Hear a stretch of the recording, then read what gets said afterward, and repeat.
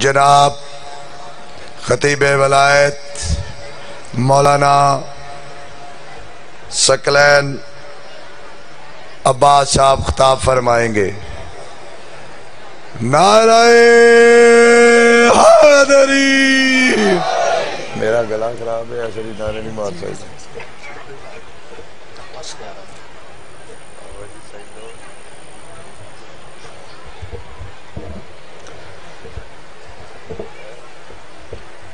خاندان زہرا پہ مل کے باواز بلند صلوات۔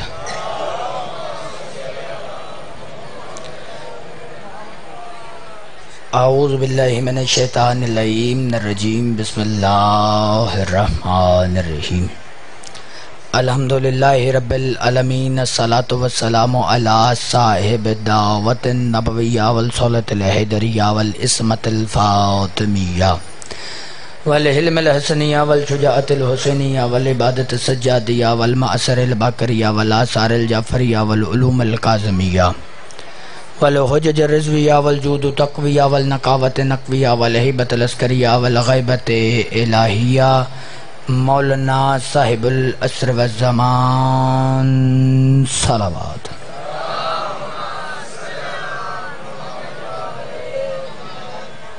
ثم الصلاة والسلام على اشرف الانبیاء والمرسلین واہل بیت الطیبین الطاہرین المعصومین الذین واجبت علینا مودتہم فی الدین الاسلام وعلی لعنۃ اللہ علی اعدائہم اجمعین من یومنا ھذا الی قیام یوم الدین۔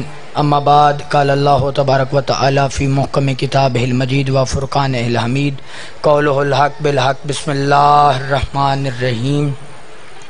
شرع لکم من الدین ما وصی بہ نوحا والذی اوحینا الیک ووصینا ابراہیم موسیٰ وعیسیٰ ان اقم الدین ولا تفرقوا فیہ۔ مل کے باواز بلند صلوات پڑھ لیجئے۔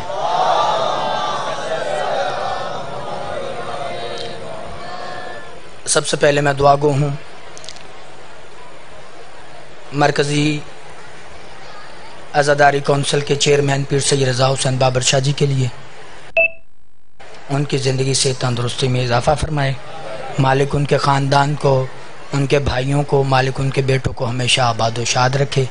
پیر مقصود شاہ جی کی مالک زندگی دراز فرمائے۔ اللہ علیہ محمد علیہ السلام کی عزت و عظمت کے صدقے میں جتنے مومنین بیمار ہیں، مولا سجاد کے صدقے مالک تمام مومنین کو شفاء کاملہ، مالک سید شفقت شاہ صاحب بیمار ہیں، مالک انہیں شفاء کاملہ عاجلہ عطا فرمائیں۔ رانا سنی صاحب کے والد محترم بیمار ہیں، دعا کیجئے مالک انہیں شفاء کاملہ عاجلہ عطا فرمائیں۔ مجھے اسکاؤٹ بھائی نے کہا ہے کہ ان کے بھائی علی اویس بخاری دنیا فانی سے چلے گئے ہیں، مالک ان کے درجات بلند فرمائے۔ اللہ پیر سید رضا حسین بابر شاہ صاحب کے جو بیٹے دنیا فانی سے چلے گئے ہیں، مالک ان کے درجات بلند فرمائے۔ تو اللہ امام زمانہ بادشاہ کے ظہور میں تعجیل فرمائے، آپ کی اور میری معرفت میں اضافہ فرمائے۔ دعاؤں کی قبولیت کے لیے مل کے بواز بلند صلوات پڑھیں۔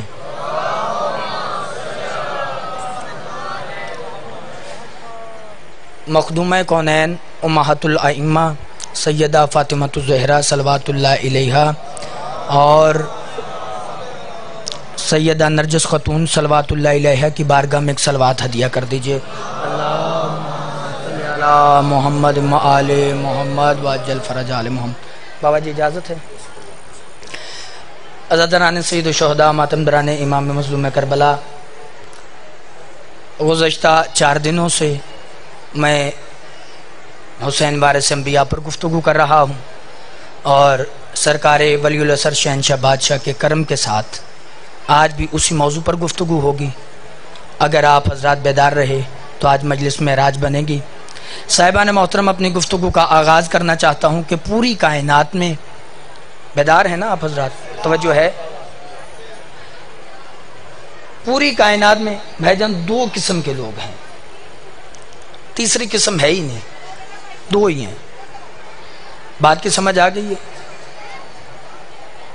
ذرا بیٹھ جائیں بھائی جان، بیٹھ جائیں، جلدی سے بیٹھ جائیں۔ 2 قسم کے لوگ ہیں، تیسری قسم کے لوگ ہے ہی نہیں۔ کون کون سے؟ ایک اچھے ہیں، ایک برے ہیں۔ کوئی تیسری بات ہی نہیں ہے، 2 ہی ہیں، یا اچھے ہیں یا برے ہیں۔ آدم علیہ السلام کے بھی دو بیٹے تھے، ایک کا نام حبیل تھا، ایک کا نام قبیل تھا۔ حبیل اچھا تھا، قبیل برا تھا،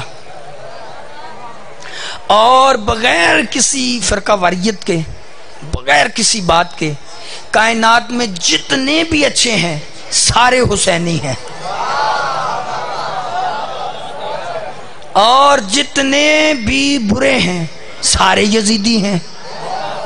تو صاحبان محترم، قرآن بھی یہی کہہ رہا ہے، یوم ندعو کل اناس بامامہم، ہم تم کو تمہارے امام کے ساتھ بلائیں گے۔ یہودیوں میں اور عیسائیوں میں لڑائی ہو گئی، یہودی عیسائیوں کو مارتے تھے، عیسائی یہودیوں کو مارتے تھے۔ اب عیسائیوں نے کہا کہ روز محشر، بھائی جان یہ اسے کم کریں، آواز تھوڑی کھولے، اسے کم کریں، صلوات پڑھیے آل محمد کی ذات پر۔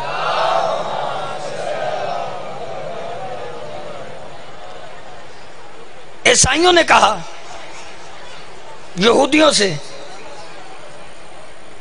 یہودیوں نے کہا عیسائیوں سے کیا؟ کہ روز محشر اللہ ہر کسی کو اس کے باپ کے ساتھ اٹھائے گا۔ عیسائیوں نے یہودیوں سے، یہودیوں نے عیسائیوں سے یہ بات کی کہ اللہ ہر کسی کو روز محشر ان کے باپ کے ساتھ اٹھائے گا۔ اصل میں مسئلہ کیا تھا کہ اللہ نے بی بی مریم کو جناب عیسیٰ شوہر کے بغیر عطا کیے تھے، بیچ میں سے وہ تانا دے رہے تھے کہ اس کا تو باپ ہی نہیں ہے، تو عیسیٰ کیسے اٹھے گا؟ انہوں نے کہا کہ روز محشر اللہ بندے کو اس کی ماں کے ساتھ اٹھائے گا۔ اللہ نے دونوں کے منہ کو بند کر دیا اور قرآن کی آیت نازل کر دی، یوم ندعو کل اناس بامامہم، ہم ہر کسی کو اس کے امام کے ساتھ اٹھائیں گے۔ ہم ہر کسی کو بھائی جان اس کے امام کے ساتھ اٹھائیں گے۔ انکل جی، امام کی بھی دو اقسام ہیں، کون کون سی؟ قرآن کہہ رہا ہے وَجَعَلْنَهُمْ أَئِمَّةً يَدْعُونَ إِلَى النَّارِ، کچھ امام ایسے ہیں جو اپنے مقتدیوں کو جہنم کی طرف بلاتے ہیں۔ وَجَعَلْنَا أَئِمَّةً يَهْدُونَ بِأَمْرِنَا، اور کچھ امام ایسے ہیں جو لوگوں کی ہدایت کرتے ہیں۔ امام کی تعداد کتنی ہو گئی؟ دو ہو گئی۔ تو اس میں بھی ایک اچھا ہے ایک برا ہے۔ آج آپ تھوڑے تھوڑے چپ ہیں تو صاحبان محترم تھوڑا سا بیدار ہو جائیں۔ تو اماموں کی تعداد بھی دو ہے، ایک وہ ہیں جو جہنم کی طرف بلاتے ہیں، ایک وہ ہیں جو ہدایت کی طرف بلاتے ہیں۔ اب کیسے پتا چلے کہ ہدایت والے کون سے ہیں؟ تو رسول خدا نے فرمایا ان الحسین مصباح الہدی و سفینۃ النجات، بے شک میرا بیٹا حسین ہدایت کا چراغ ہے، نجات کا سفینہ ہے۔ تو حسین ابن علی جس کو بھی آواز دیں گے اسے ہدایت پر بلائیں گے، جہنم والے جسے بھی بلائیں گے جو ان کے ساتھ چلے گا وہ نان سٹاپ جہنم میں جائے گا، جو حسین کے ساتھ چلے گا سیدھا جنت میں جائے گا۔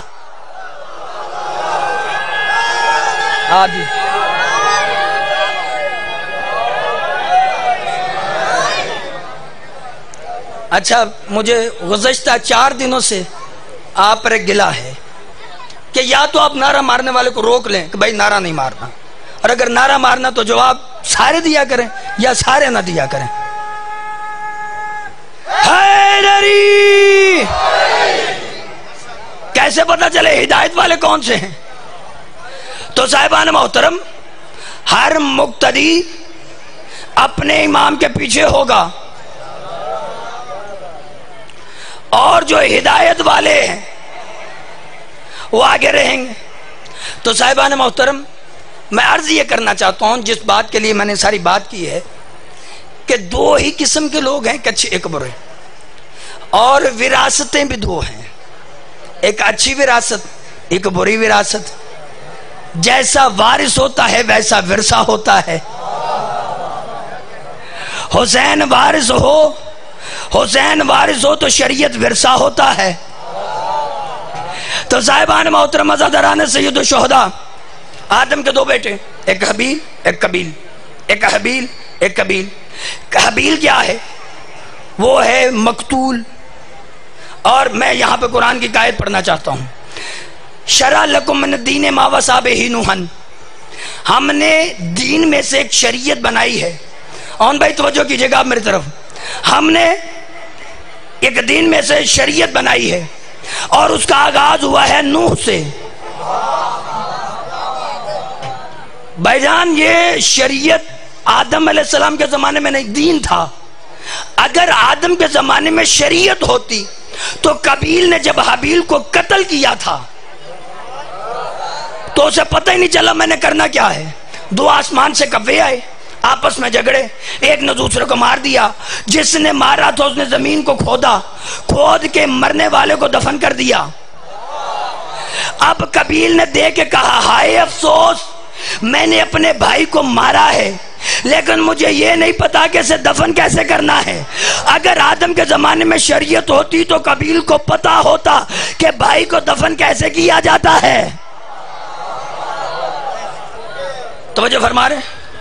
گفتگو اذان پہ گراں تو نہیں گزر رہے. اچھا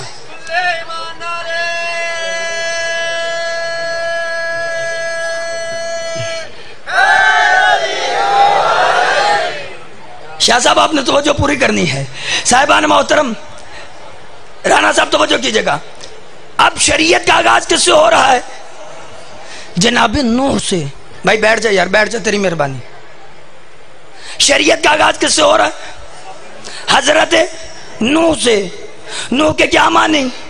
نوحہ پڑھنے والا نبی. نوحہ پڑھنے والا نبی.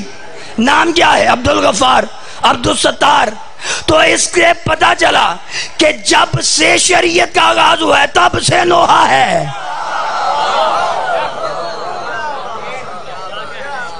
جب سے شریعت کا آغاز ہوا ہے تب سے نوحہ ہے. تو اب شریعتیں دو ہیں، وارث بھی دو ہیں. اچھی شریعت کا وارث حابیل ہے، آدم کا وارث بنا حابیل. اب میں نے بڑا غور کیا، غور کرنے کے بعد اس نتیجے پہ پہنچا. صلوات پڑھی آل محمد کی ذات.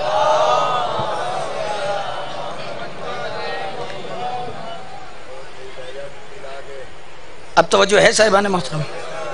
اصل میں پتہ کیا بات ہے، بڑی محنت کے ساتھ پڑھتے ہیں تو پھر جب یہ پریشانی بنتی ہے تو بڑی تکلیف ہوتی ہے. اچھا دو وراثتیں دو ہیں، ایک اچھی وراثت ایک بری وراثت. عزاداران سید الشہداء، ماتم دران امام مظلوم کربلا. اچھی وراثت چلی آدم سے، آخری بندہ تک توجہ چاہیے شاہ صاحب. اچھی وراثت رانا صاحب چلی ہے حضرت آدم سے، بری وراثت چلی ہے ابلیس سے. اچھی وراثت کا وارث بنا حابیل، ابلیس کا وارث بنا قابیل. تو صاحبان محترم جو اچھی وراثت تھی، بری وراثت والے نے اچھی وراثت والوں کو قتل کر دیا. تو اب اس کی حابیل کی وراثت کا وارث بنا نوح. اور میں نے بابا جی بڑا غور کیا ہے کہ کیا وجہ نوح کیوں وارث بن رہا ہے. تو غور کرنے کے بعد اس نتیجے پہ پہنچا ہوں کہ حابیل قتل ہوا تھا. یہاں پہ بات تھوڑی آسان کر کے، دو معنی ہوتے ہیں، ایک حقیقی معنی انکل ریاض جی، ایک مجازی معنی. حقیقی معنی کیا ہوتا ہے؟ میں نحو کی تعریف کرنا چاہتا ہوں، علم النحو کی. زید علی الدین، زید کے اوپر قرض ہے، قرض اس کے اوپر ہے، لیکن یہ مجازی معنی میں ہے. حقیقی تعریف کیا ہے؟ حقیقت کی تعریف کیا ہے؟ زید علی السطح، زید چھت کے اوپر ہے، یہ ہے حقیقی معنی. تو صاحبان محترم نوح نے بھی دو نوحے پڑھے، ایک مجاز میں ایک حقیقت میں تو صاحبان محترم میں نے بڑا غور کیا کہ نوح جو ہے حابیل کا وارث کیوں بنا؟ بھئی نوحہ پڑھنے والا تھا، وارث ہوتا تو ہوتا کیوں نہ؟ کیونکہ حابیل قتل ہو گیا تھا، تو قتل ہونے والے کا وارث وہی ہو سکتا ہے جو نوحہ پڑھ سکتا ہو۔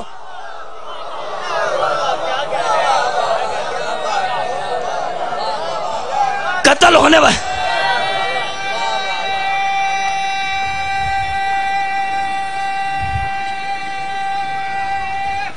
حیدری شہباز صدا آباد و شاد رہو۔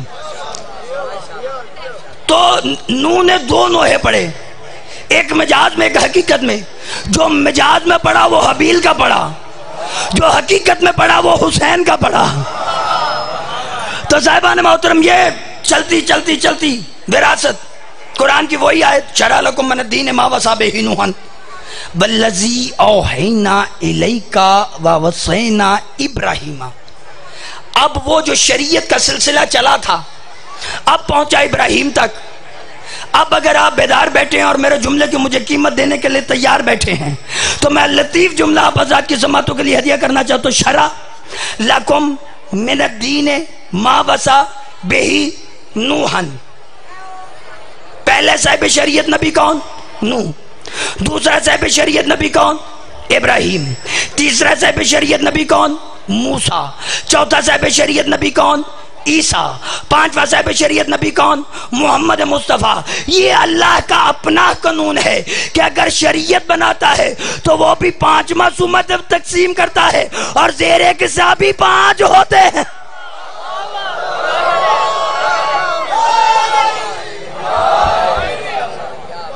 یہ اس کا اپنا قانون ہے کہ شریعت کے لیے بھی 5 چنے اس نے، زیر ایک حصہ بھی 5۔ تو صاحبان محترم وراثت چل رہی ہے، ابراہیم تک آ رہی ہے، ابراہیم تک وراثت۔ چلیں یہاں پر روکتے ہیں۔ 2 وراثتیں حسن بھائی میں نے عرض کی ہیں، 2 وراثتیں، ایک یہ اچھی وراثت بری وراثت ابلیس سے چلی، اس کا وارث قبیل بنا۔ قبیل کے وارث کون بنے؟ یہ بھی تو سوچنا چاہیے کہ قبیل کے وارث کون ہیں۔ تو صاحبان محترم بات سنی ہو، کوئی داد نہیں کوئی دعا نہیں، اور اگر نہ سنی ہو تو پھر داد اور دعا میرا حق بنتا ہے۔ یہ بت پرستی کا آغاز کہاں سے ہوا ہے؟ میری قوم کے پڑھے لکھے جوان نوجوان تشریف فرمائے، رانا صاحب توجہ کیجئے گا، بت پرستی کا آغاز کہاں سے ہوا ہے؟ بت پرستی کا آغاز ہوا ہے حضرت ہود علیہ السلام کے زمانے سے، وہاں سے بت پرستی چلی ہے۔ تو صاحبان محترم اس دور میں 3 لوگ تھے، انہی کا وارث بنا قبیل، قبیل کے وہی وارث بنے، کیا نام تھا ان کا؟ یغوث، یعوق، ودا۔ یغوث، یعوق، ودا قرآن کی آیت ہے، میں کوئی اپنے پاس سے بات نہیں کر رہا۔ تو صاحبان محترم یہ 3 ہیں، تو قبیل کی وراثت کے وارث بنے 3۔ یہ سلسلہ ادھر ہی رہا ہے۔ تو صاحبان محترم عزاداران سید الشہداء ماتم دران امام مظلوم کربلا، اب جو وراثت نوح تک پہنچی تھی آگے منتقل ہوئی ابراہیم تک۔ کیا ابراہیم کے بارے میں قرآن کیا کہہ رہا ہے؟ وَإِنَّ مِن شِيَّتِهِ، ابراہیم نوح کے شیعوں میں سے ہے۔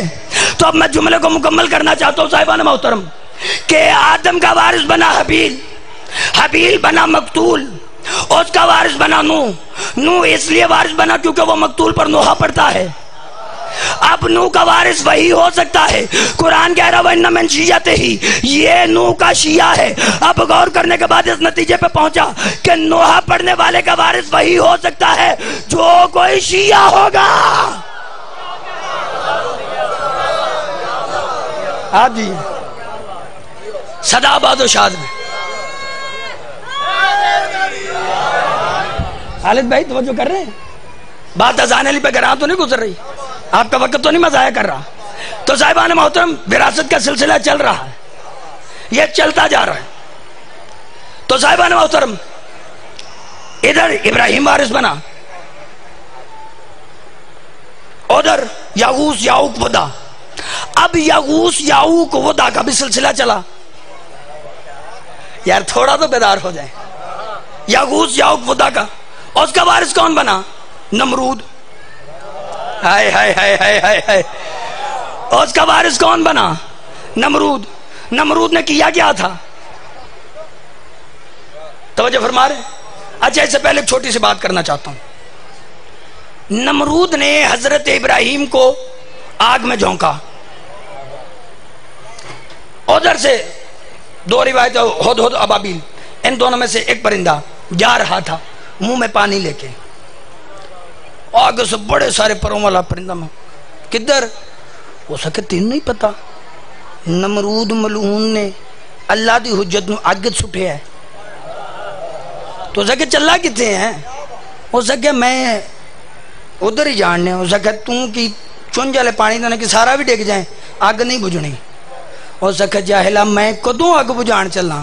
میں تے ابراہیم نو دسن جاننا پیا میں تیرے نال نمرود نال نہیں. ہم بھی سب لوگوں کو امام بارگاہ میں بلاتے ہیں کہ آگے بتائیے کہ ہم حسین کے ساتھ ہیں یزید کے ساتھ نہیں. ہاں دادا جی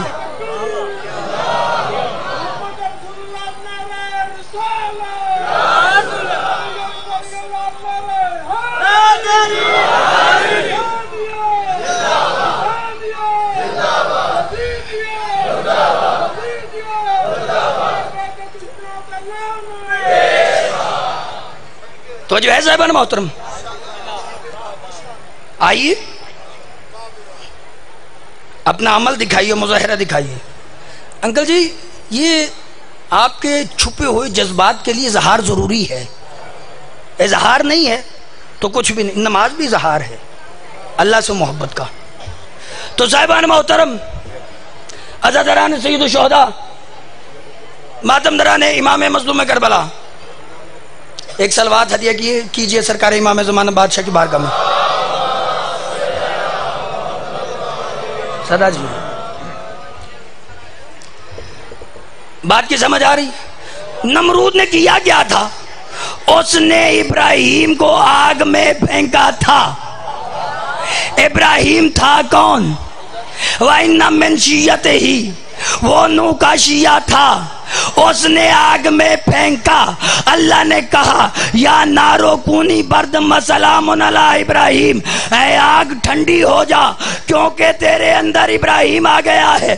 تو صاحبان محترم میں یہی عرض کرنا چاہتا ہوں کہ کوئی شیعہ جہنم میں نہیں جا سکتا. اگر کوئی ایک شیعہ بھی جہنم چلا گیا تو اللہ کی جہنم سرد ہو جائے گی. اب اللہ پہ یہ عائد ہوتا ہے کہ وہ اپنی جہنم کو جہنم رہنے دے. شیعہ جہنم میں جائے جہنم سرد. تو صاحبان محترم سلسلہ چلا ادھر سے بھی. توجہ فرما رہے ہیں؟ اللہ مولا پنجتن پاک انجمن جعفریہ کے سکاؤٹس کی زندگی دراز فرمائے. اللہ علیہ محمد علیہ السلام کے صدقے میں یہ مجالس حسین کی حفاظت کرتے ہیں. امام زمان بادشاہ ان کی حفاظت فرمائے. اللہ علیہ محمد علیہ السلام کے صدقے میں جتنی بھی یہ ملک پاکستان میں ایک وبا پھیلی ہے اور پوری دنیا میں ہے، مالک تمام مومنین کو، تمام مسلمانوں کو سے محفوظ رکھے. تو صاحبان محترم اب بھائی بھی میرے چلے گئے ہیں، اب آپ کی توجہ بھی میری طرف ہے. تو صاحبان محترم یہ دو سلسلے چلے. انکل ریاض جی گفتگو پریشان تو نہیں ہوں پہ؟ یہ دو سلسلے یغوث، یعوق، ودا، اس کا سلسلہ پھر آگے نمرود تک، نمرود کا سلسلہ پھر چل گیا آگے. وہ کس تک پہنچا؟ فرعون تک. ان کا وارث کون بنا؟ ان کا وارث بن گیا فرعون. اب فرعون نے کیا کیا؟ اچھا چلیں ادھر سے آتے ہیں. ابراہیم وارث بنے تھے. ابراہیم کا وارث آگے کون بنا؟ ابراہیم کے دو بیٹے. ابراہیم کا وارث بنا اسماعیل. اسماعیل کے بارے میں قرآن کیا کہہ رہا ہے کہ ابراہیم نے خواب دیکھا. خواب میں کیا دیکھا؟ بیٹا میں تجھے ذبح کر رہا ہوں. آگے سے اسماعیل نے کیا کہا؟ یا ابات ستجدنی انشاءاللہ من الصابرین، اے بابا آپ مجھے صبر کرنے والوں میں سے پائیں گے. تو صاحبان محترم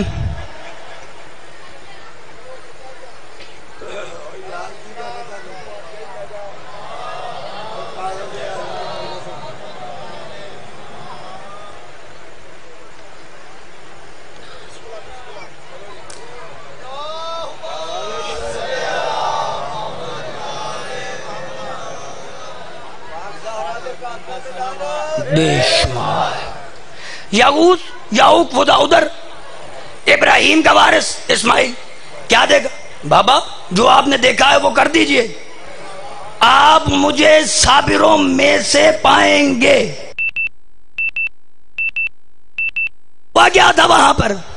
ابراہیم نے چھری چلائی تو صاحبان محترم بڑا غور کرنے کے بعد اس نتیجے پہ پہنچا کہ آدم کا وارث حابیل، مقتول کا وارث نوح پڑھنے والا، نوح پڑھنے والے کا وارث ابراہیم، شیعہ.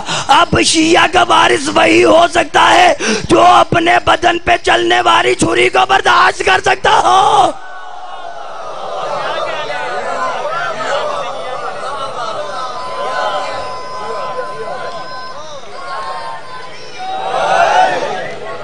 صدا جی، عظیم بھائی آپ آباد رہیں، تو جو فرما رہے ہیں تو اس کا وارث وہی ہو سکتا ہے جو جسم پر چھری کو برداشت کر سکتا ہو. جو یہ نہیں کر سکتا شیعت کی وراثت کا وارث نہیں ہے. تو صاحبان محترم، اب ابراہیم کے دو بیٹے، ایک اسماعیل ایک اسحاق. اسحاق کے آگے بیٹے کا نام ہے یعقوب. تو پوتا بھی تو بیٹا ہی ہوتا ہے نا. تو دو بیٹے ابراہیم کے، یعقوب اسماعیل. اسماعیل کے بارے میں بھی اللہ کہہ رہا ہے صابر ہے. اور جناب یعقوب نے کیا کیا؟ یوسف کی جدائی میں روتے رہے، آنکھیں کر لی سفید. اللہ نے کہا یعقوب نے صبر جمیل کیا ہے. منو ایک گل دسو، اللہ نو یا تے صبر دی تعریف نہیں آندی؟ اگر اسے صبر کی تعریف آتی ہے تو پھر بتا رہا ہے کہ وقت کی حجت کے انتظار میں رونا ثواب ہے. تو صاحبان محترم، اللہ نے یعقوب کے صبر کو صبر جمیل کہا. تو اب میں نتیجہ دینے لگا ہوں آپ حضرات کو.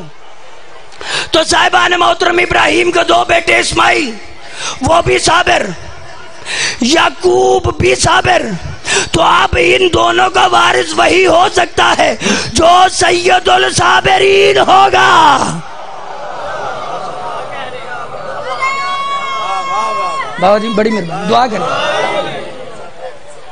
ان کا وارث وہی ہو سکتا ہے جو سید الصابرین ہوگا. اچھا سلسلہ ادھر سے بھی چلا. کیسے چلا؟ یغوث یعوق ودا، ان کا وارث کون بنا؟ نمرود کا وارث کون بنا؟ فرعون. فرعون نے کیا کیا؟ میں تو قرآن کی آیتیں پڑھ سکتا ہوں بس. قرآن کیا کہہ رہا ہے؟ فرعون کیا کرتا تھا؟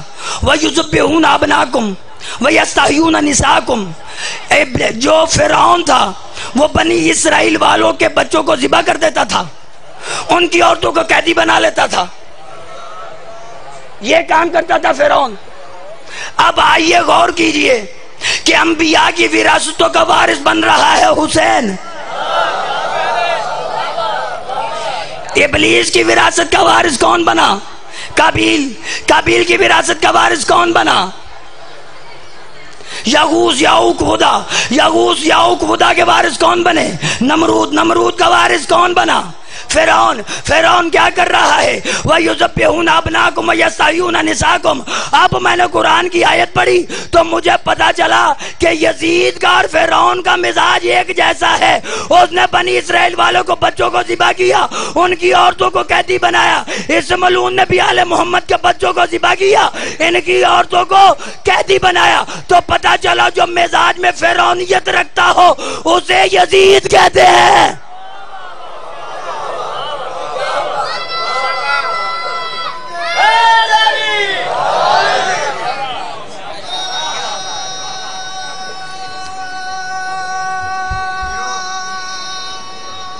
ایسے سامنے ہاتھ سے نہ بغیر.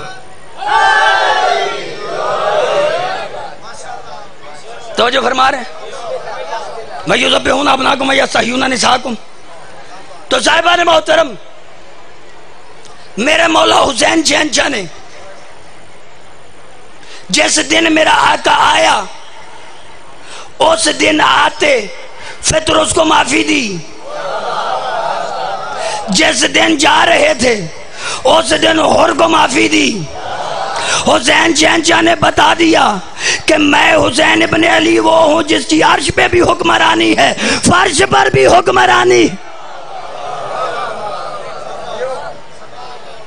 میری حکمرانی ہے۔ تو صاحبان محترم، جو مزاج میں ابلیسیت رکھتا ہو، جو مزاج میں ابلیسیت رکھتا ہو، تو جو عمر بھائی، جو مزاج میں ابلیسیت رکھتا ہو، جو مزاج میں یغوث ودیت رکھتا ہو، جو مزاج میں نمرونیت رکھتا ہو، جو مزاج میں فرعونیت رکھتا ہو، اسے کہتے ہیں یزید۔ جو مزاج میں رحمانیت رکھتا ہو، جو مزاج میں رحیمیت رکھتا ہو، جو مزاج میں کریمی رکھتا ہو، اسے کہتے ہیں حسین ابن علی۔ آپ صدا جی ہیں۔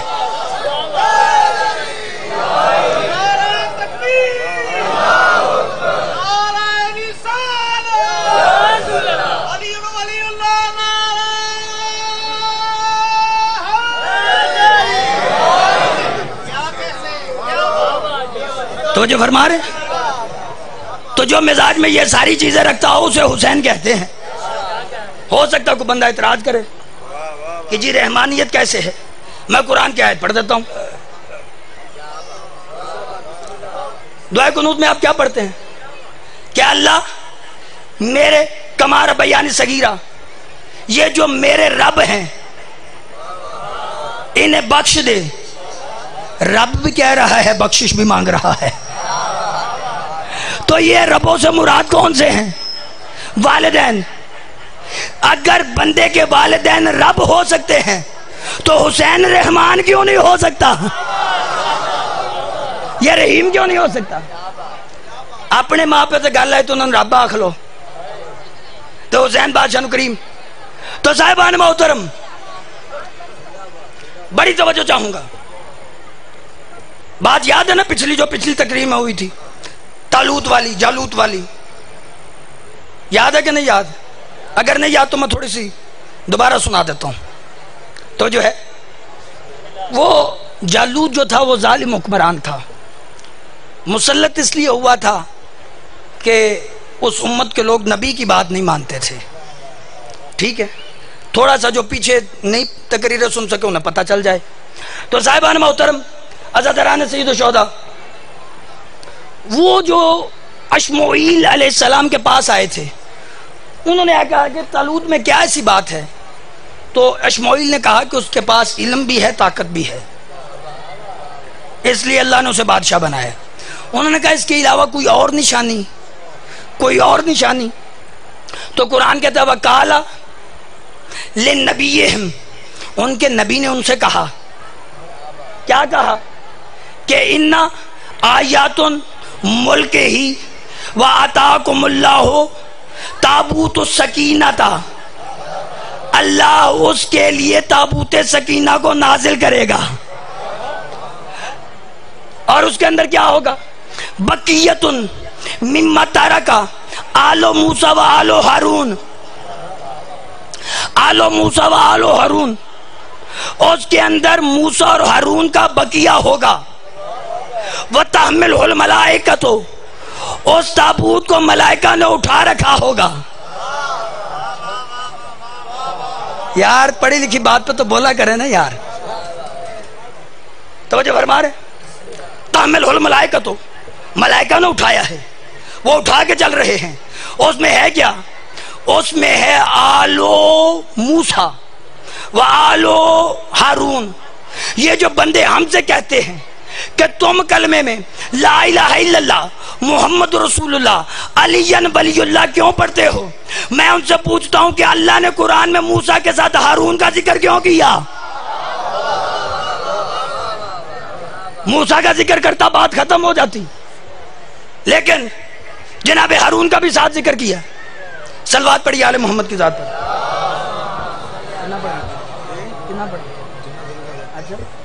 پھر بھی صلوات پڑھی آل محمد کی ذات پر۔ بات یاد ہے کہ اللہ نے موسیٰ کے ساتھ ہارون کا ذکر کیوں کیا؟ نہ کرتا۔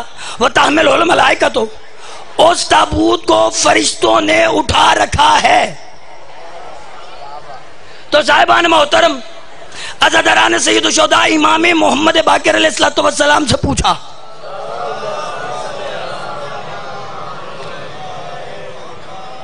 امام محمد باقر علیہ السلام سے پوچھا کہ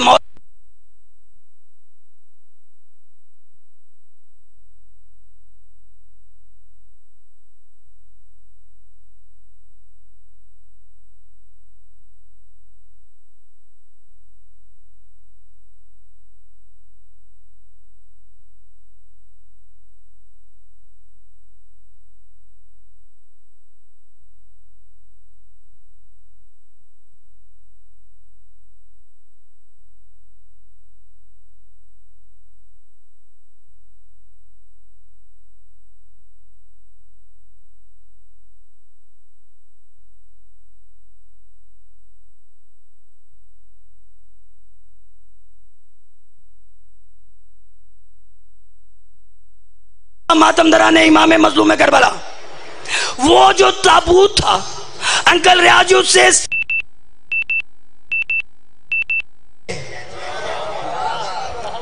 اسے سارے بنی اسرائیل والے چومتے تھے۔ کیوں چومتے تھے؟ ان کے ہاں وہ متبرک تھا، کیونکہ اس میں موسیٰ آیا تھا۔ میں کہتا ہوں جس میں موسیٰ آئے اسے بنی اسرائیل والے چومتے ہیں، اور جس میں 13 رجب کو علی آئے اسے عالمین والے چومتے ہیں۔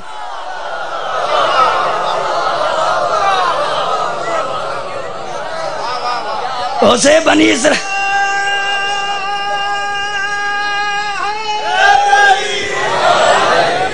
اسے بنی اسرائیل والے چومے تابوت سکینہ، جسے عالمین چومے وہ کعبہ۔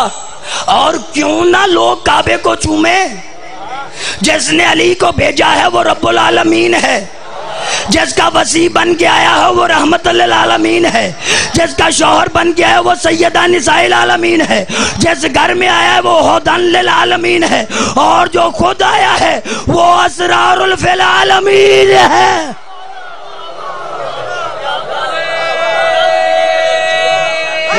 کوئی بات کون سا میں نے پوچھ لیا، 2 جملے بس۔ تو صاحبان محترم عزاداران سید الشہداء، آخری جملہ فضائل کا، نوکری میری ختم۔ یہ تابوت آیا کیوں تھا؟ جڑا بندہ اجے تک نہیں بولیا انہوں موقع دین لگا۔ یہ بھائی جان تابوت کیوں آیا تھا؟ اس لیے آیا تھا کہ بنی اسرائیل والے ہر جنگ کو فتح کریں۔ تو میں اب منبر پہ کھڑا ہو کے پوری ذمہ داری کے ساتھ 150 والے اسٹام پہ نہیں، قرآن کے حاشیے پہ لکھ کے دینے کے لیے تیار ہوں کہ کوئی ایک آدھ مولوی نہیں، پورے یہودی مل جائیں، سارے عیسائی مل جائیں، سارے ہندو مل جائیں، تمام کائنات بھی مل جائے نا، حسین کی عزاداری کو نہیں روک سکتی۔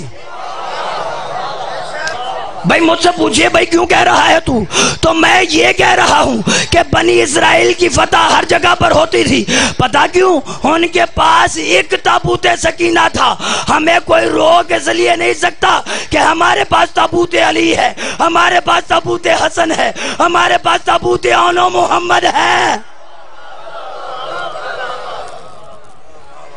بس عزاداران سید الشہداء، جتنے بھی فضائل پڑھے جائیں فضائل کم ہیں۔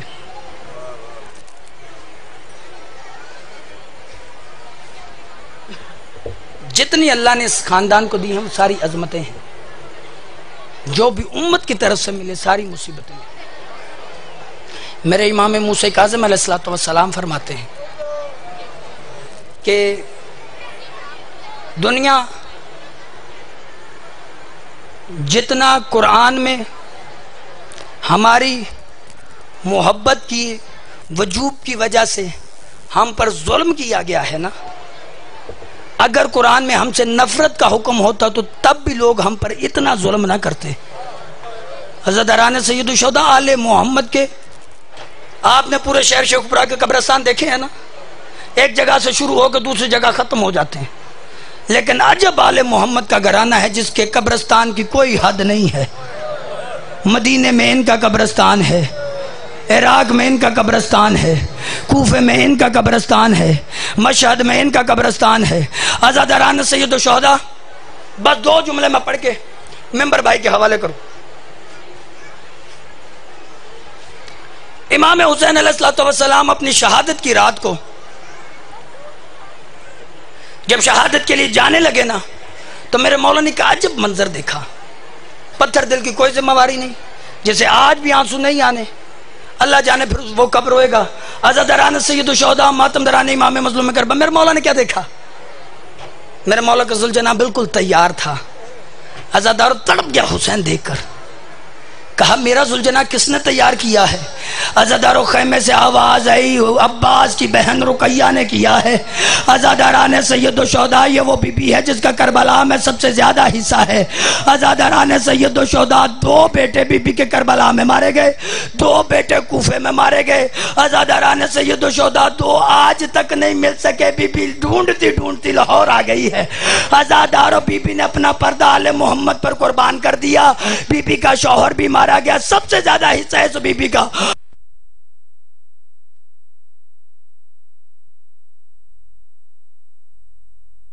عزاداران سید الشہداء بی بی رقیہ کی جبین اطہر پر بوسہ دے کے کہتا رقیہ تجھے یہ ایسے رکھی جاتی ہے، اس کی رکابیں ایسی سجائی جاتی ہیں. عزاداران سید الشہداء مولا فرماتے یہ تو مردوں کے کام ہے. رقیہ تجھے کس نے بتایا؟ اب جس نے منہ پہ ماتم کرنا ہے. عزاداروں بی بی رو کے کہتی ہے مولا کل میرے خیمے کے اندر عباس آیا تھا، وہ رو کے کہہ رہا تھا اے میری بہنا، آل محمد کو انتظار کرنے کی عادت نہیں ہے. مسلمانوں نے ان کی ماں کو 4 گھنٹے کھڑا کیا تھا، یہ آج تک غمگین ہے. میں تجھے بتاؤں ذوالجناح پر زین ایسے رکھی جاتی ہے، اس کی رکابیں ایسی کر ماتم حسین کی غربت کا واسطہ، اس کی رکابیں ایسی سجائی جاتی ہے. عزاداران سید الشہداء ماتم دران امام مظلوم کربلا کہہ رہے تھے. بی بی فرماتی عباس نے مجھے کہا کہ جب حسین نہیں ہوں گے نا تو خواتین کے قافلے کا حسین زینب ہوگی، تو پھر زینب کا عباس بن جانا. اجرکم اللہ. میرا مولا تیرا ماتم قبول کرے، کائنات کے کسی کمینے کا محتاج نہ کرے. اللہ ان اٹھتی آوازوں پہ رحم فرما. عزاداران سید الشہداء ماتم دران امام مظلوم کربلا.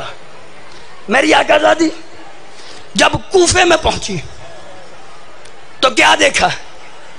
عزاداران سید الشہداء دیکھا جناب مسلم کا سر لٹکا ہوا. بی بی رو کے کہتی مسلم، میں نے تیرے ساتھ اپنے 2 بچے جو بھیجے تھے، 2 بچے میرے تیرے ساتھ آئے تھے، بتا میرے بچے کدھر ہیں؟ عزادارو جناب مسلم کے سر سے آواز آئی رقیہ ایک حسین کے بڑے بیٹے پہ قربان ہو گیا، ایک حسین کے اصغر پر قربان ہو گیا. عزاداران سید الشہداء ماتم دران امام مظلوم کربلا. بس آخری جملہ مصاحب کا پڑھ کے ممبر بھائی کے حوالے کرنے لگا ہوں. عزادارو جب یہ 2 شہزادے کوفے کی گلیوں میں پھر رہے تھے، کوئی انہیں آسرا نہیں دے رہا تھا. عزادارو یہ چھوٹے معصوموں نے، چھوٹے بچے کو ٹھوکر لگی، سرکار نیچے گرے، نیچے گر کے حیران ہو گئے. کہا بھیا یہ دیکھ تو صحیح کس کی لاش ہے؟ اب دونوں بھائیوں نے منہ پہ ماتم کیا، منہ تو ماتم کر کے کہہ رہے تھے یہ تو ہمارے بابا کی لاش ہے. اللہ جانے کوفے والے لوگ جو ہیں یہ مردوں کو دفن نہیں کرتے ہیں. عزاداران سید الشہداء محمد ابراہیم کو تقدیر وہاں پر لے آئی جہاں ان کو آنا تھا. عزادار حارث ملعون نے ایک کمرے کے اندر دونوں بچوں کو دیکھا، اس کے تالے کو توڑا، اندر سے آواز آ رہی تھی سبوحن قدوسن و رب الملائکت والروحن. اس ملعون نے واللیل والی زلفوں میں ہاتھ ڈالا. عزاداروں کچھ دیر کے لیے دونوں بچے نہ زین پہ تھے نہ زمین پہ. عزاداران سید، ایک جملہ مجھے بس پڑھنا ہے. عزاداران سید الشہداء میرے مولا نے ان سے کہا تو کرنا کیا چاہتا ہے؟ انہوں نے اس نے کہا میں تمہیں ذبح کرنا چاہتا ہوں. کہا کیا ملے گا؟ اس نے کہا مجھے درہم و دینار ملیں گے. انہوں نے کہا ہمیں جا کے بازار میں فروخت کر دے، ہم فقر یوسف ہیں، ہمیں تم یوسف سے زیادہ قیمت ملے گی. بس عزاداران سید الشہداء اس ملعون نے دونوں بچوں کو ایسے پکڑ کے چلنا شروع کیا. کوئی کالے برقے والی بی بی تھی جو گھوڑے کے ساتھ دوڑ دوڑ کے پہلو پہ ہاتھ رکھ کے کہہ رہی تھی اور تجھ پر اللہ کی لعنت ہو، اور میرے بچوں نے تیرا کیا بگاڑا ہے. اور ایک مرتبہ انہیں زمین پر بٹھا. اللہ لعنت اللہ علی القوم الظالمین.